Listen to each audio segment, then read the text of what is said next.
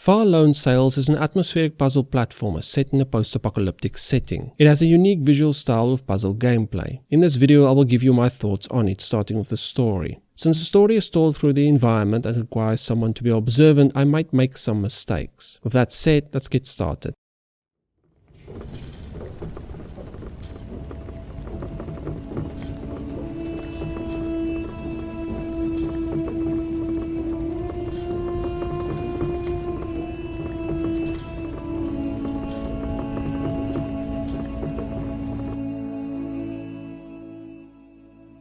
Some time ago, due to an unknown reason, the sun started to get warmer. This resulted in the oceans drying up, turning them into deserts.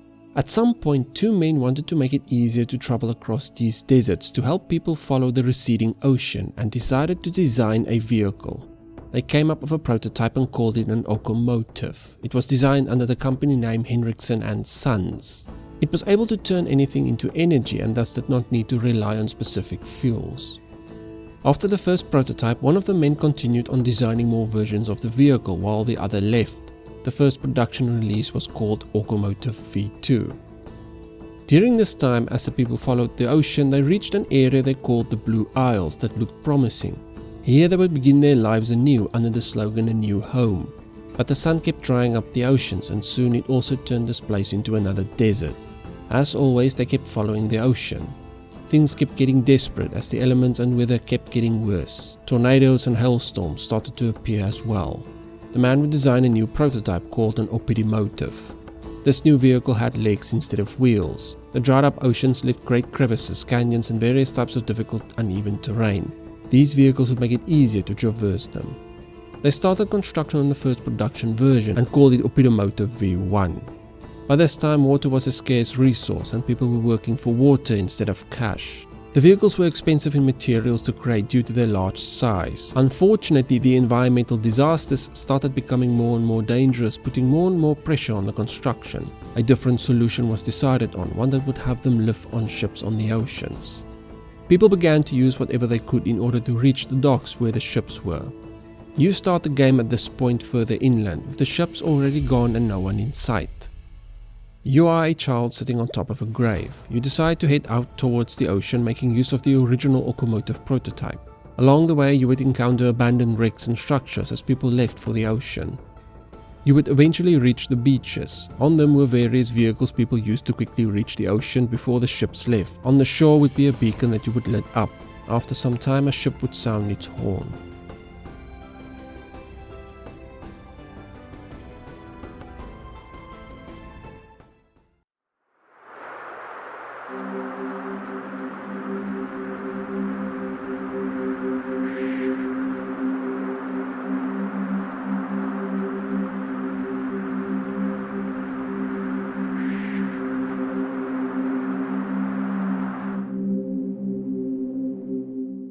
The thing I was most puzzled about was that of the grave in the beginning. It could either be your grandfather or father.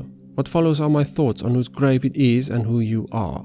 These are the two men who designed the Okomotive prototype. From the picture it's clear the one on the left is older than the one on the right. They both designed the vehicle under the company name Hendrickson and Sons. Later you'll see a series of pictures showing only one of the two men continuing on the design of the vehicles. This man's name is Jan Hendrickson. The man on the left with the mustache was his father, whose name we don't know, hence the name Hendrickson and Sons. Jan Hendrickson's father left after having helped design the first Okomotive prototype and returned to his home further inland. My guess is he left because he did not want to leave behind his home, perhaps he was very attached to it. Jan Hendrickson continued on designing vehicles until at some point he had a child, you. However, something must have gone wrong. Either the mother died during childbirth or she died soon after. Jan Hendrickson was deeply troubled by his wife's death and possibly sought comfort from his work. He either left you with his father or his father offered to take care of you. This is the reason why you see a baby carriage in the basement of the house. Since your grandfather helped design the original Okomotive prototype and he still had it, he showed you how it worked, hence the little drawing that looked like they were drawn by a child inside the Okomotive. This also explains why you know how to operate the vehicle. Also, it's clear when you first arrived at the prototype that it hasn't moved in a while. The little drawing on the vehicle is you and your grandfather. Later your grandfather died. Your father came by to bury him. Either he decided to willingly leave you or he offered to take you. In the latter case, you refused since you don't know him and were too attached to your grandfather. In either case, Jan Hendrickson could have justified the action since he was doing something else for the greater good, helping people to reach the ocean and to escape the environmental disasters.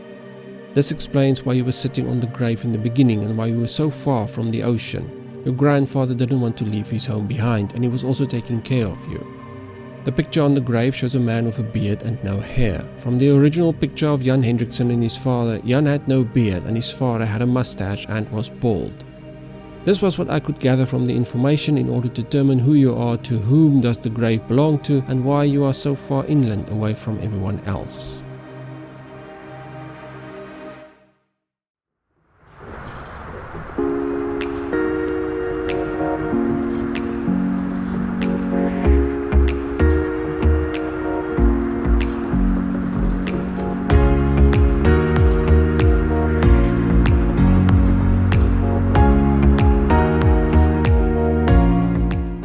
Far Lone Sails has fantastic art direction. While the fidelity of the graphics can be a bit low at times, the overall look is great. The game has a visual style to it that looks and reminds me of a painting.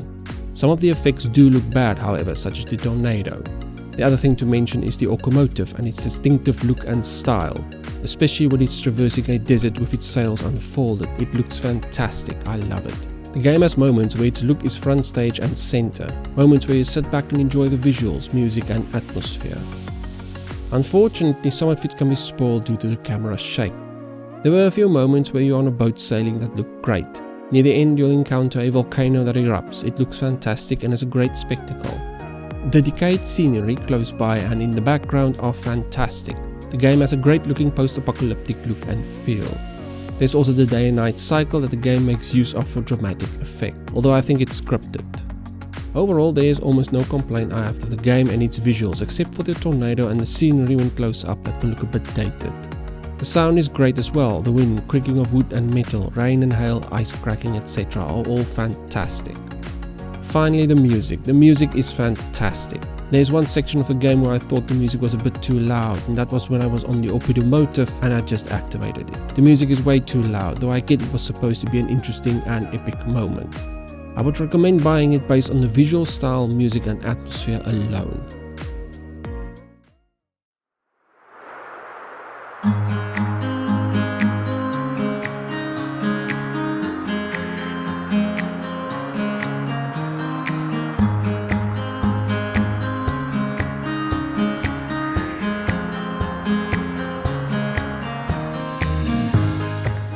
The gameplay is simple. You can move left and right, jump and pick up stuff or drop it. From here you can bump into buttons in order to activate them, most of which is to manage your Okomotive and occasionally to solve simple puzzles. Throughout the game the main thing you'll be doing is managing your Okomotive. You'll first need to make sure it has energy by looking at the blue tank. After this you'll start the engine, which will cause the Okomotive to move. Pressure will build up in the tank that you can release to get a boost to your speed, important if you need to move fast. If you've reached an area where you want to pick up something, you can engage the brake. You'll eventually get equipment that will let you suck up items into your hold or repair sections on your vehicle. Sometimes fires will break out that you'll need to put out and possibly repair. The sails you can unfold or fold with a button on the top. Here's where a few problems crop up. Moving inside your Okomotive can be annoying. While not the end of the world, trying to jump on the start button to reach the brake button can result in you releasing steam or starting the engine. You'll need to hold down the start button to have it working, so it's not a big deal, but it was a bit of an annoyance. Sometimes you want to grab an item, but your character ends up grabbing a nearby hose. Not too much of a problem since you can just dump the item quickly, but it was still annoying. Finally, jumping over the sails button can be annoying often. Right above it is a bar. If you don't jump correctly, you'll run into the button that causes the sails to unfold. However, much like the start button, you'll need to hold it down, otherwise the sails won't unfold, so it might come off as nothing more than another small annoyance. However, what makes this a problem is that as soon as you touch the sails button, whether they unfold or not, it releases the handbrake. There was a couple of moments where this was annoying. I now had to run down to set the handbrake again. I thought the radio was annoying and got rid of it as soon as possible. Near the end I was confused as to what to do. The sails looked unfolded, but turned out they weren't. I spent some time dragging the vehicle to the right before I accidentally touched the sails and realized I needed to unfold them.